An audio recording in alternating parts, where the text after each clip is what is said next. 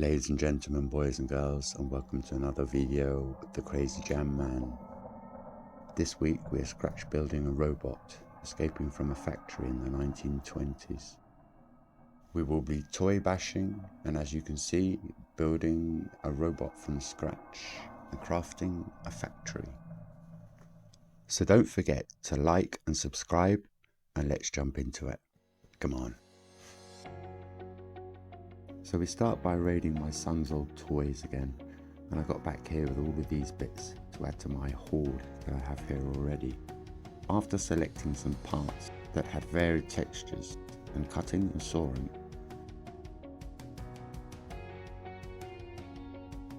I was using protective glasses with lenses in. Always take great care when using any tools like this. I shaved the sides off its foot so it fit into this thing that I thought looked quite good as a robotic boot or just robotic foot.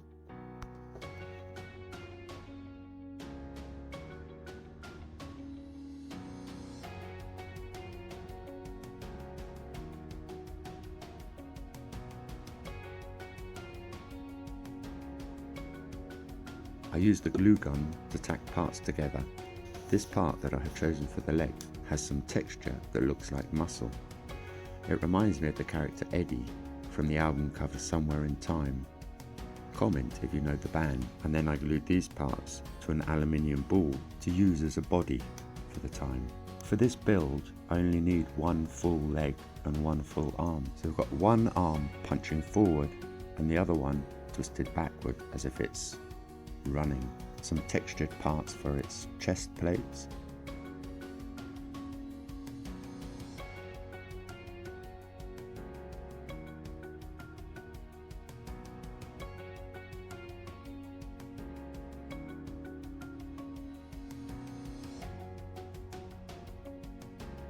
I actually took away the big ball of foil and started to use individual balls that I added together as I built the body.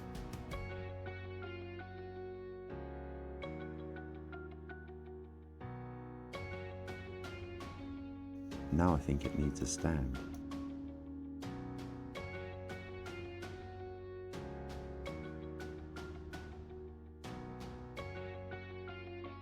Oh, there goes the focus, guys, I'm sorry. But I'm putting the fist on where he's just punched a hole through the wall.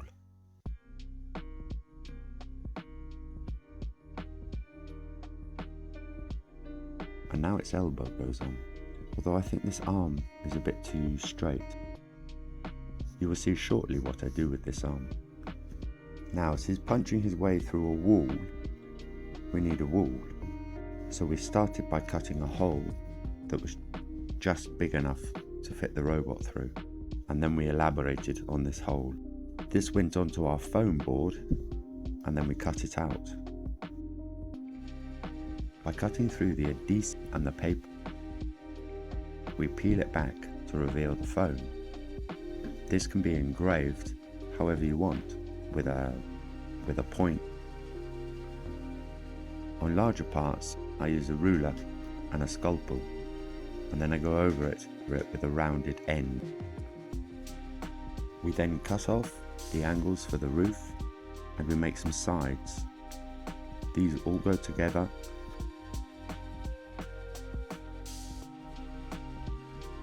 These all go together with our glue gun. And I made some supports for the corners for extra stability.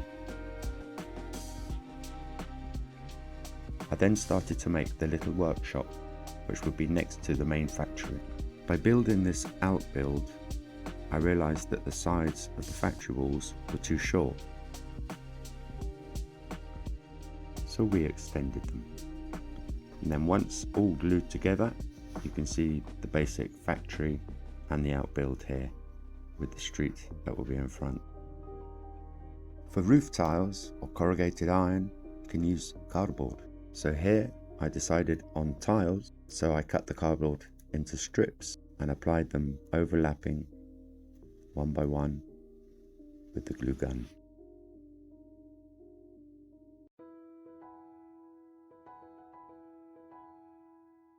I used the same roof on the factory as on the outbuild, but there's a very slight difference in the tile size.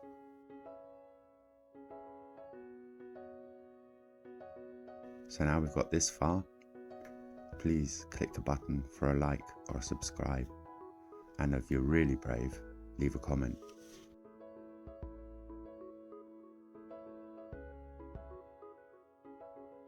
I want the factory building to look quite old, so I'm not too worried about the roof. Okay, beginning to take shape. So I drew on this logo JBS and Sons as a factory sign, just to break up the whiteness of the wall. Then we put on these wooden beams across the top and glue gunned into position. I made the cornerstones off camera as to not to bore you, and scarred the centre of them so they would fold and then glued to the corners of the front. The base coat of black is going on the wall, and then we should do the bricks individually in different colours.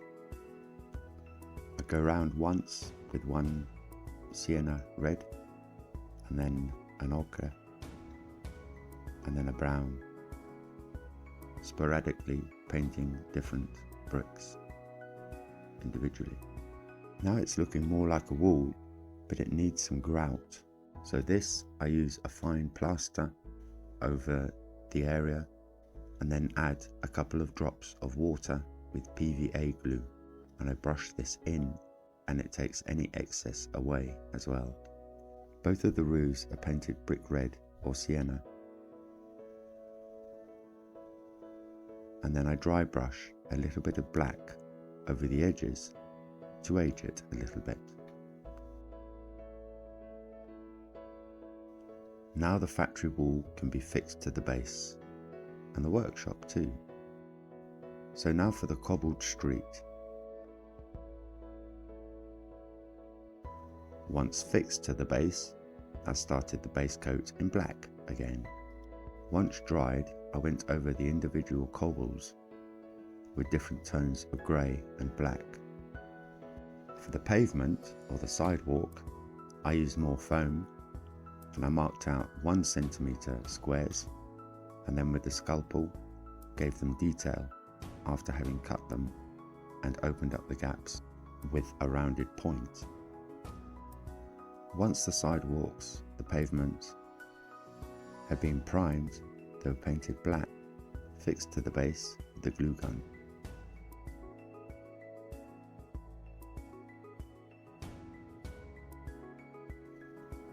We then painted each slab individually with different shades of grey.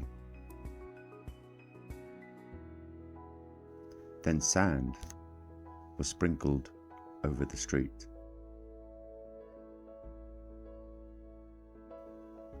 I then misted water with glue over the surface of the street and left it to dry.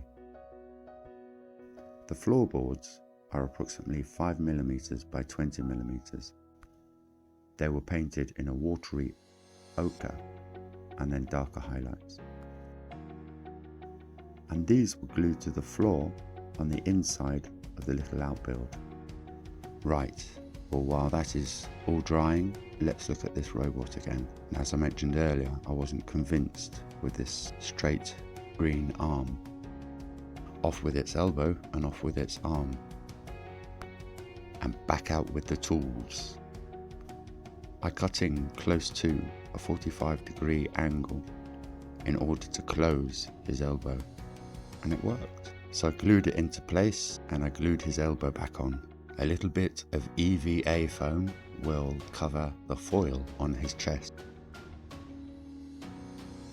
And this time the arm will be going on definitively.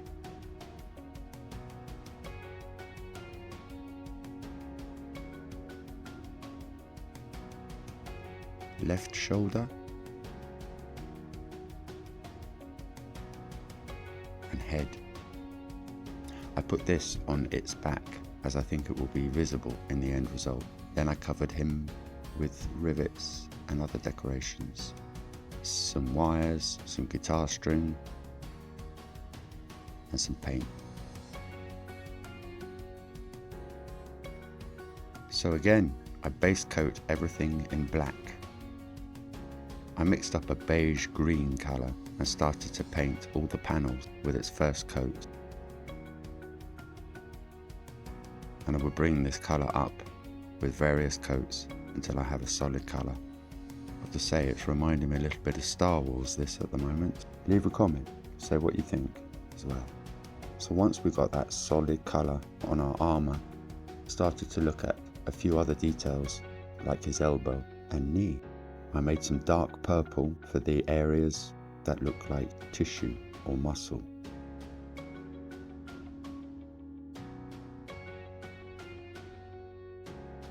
I used a little gunmetal on these circles on his chest and on a few other details. After the purple on the muscle tissue, I went over with a bit of red and I finished with dry brushing a flesh colour.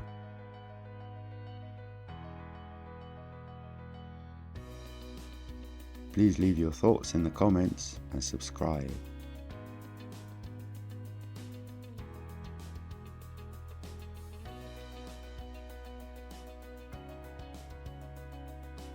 As with everything, I go over the final with an oil wash to highlight the detail all over the model.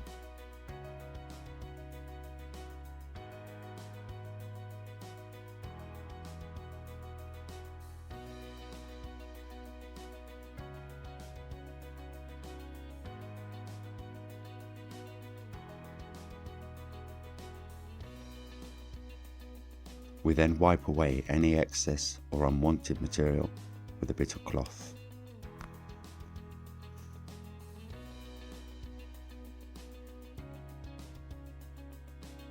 I made some individual bricks but lost the footage. But once painted, they were set up for rubble. Now let's position our robot in the hole as if he's just kicked and punched his way through it. And once happy with its position, glue it into position.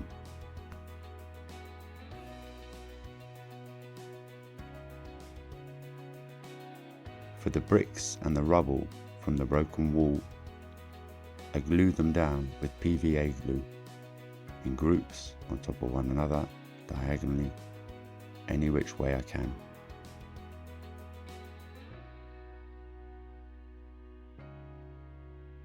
Here I'm using some very watery PVA glue and then sprinkling sand over the top of it.